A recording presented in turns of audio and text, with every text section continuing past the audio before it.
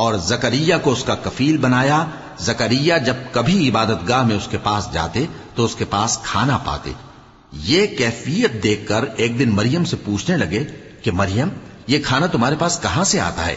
وہ بولی کہ اللہ کے ہاں سے آتا ہے، بے شک اللہ جسے چاہتا ہے بے حساب رزق دیتا ہے۔ اس وقت زکریا نے اپنے پروردگار کو پکارا، عرض کی کہ پروردگار، مجھے اپنی طرف سے اولاد صالح عطا فرما، تو بے شک دعا سننے والا ہے۔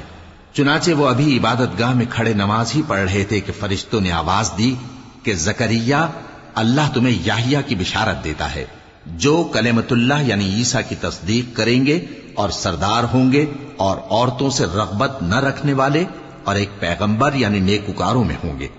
زکریا نے کہا، اے پروردگار، میرے ہاں لڑکا کیوں کر پیدا ہوگا کہ میں تو بڈھا ہو گیا ہوں اور میری بیوی بانجھ ہے۔ فرمایا، اسی طرح اللہ جو چاہتا ہے کرتا ہے۔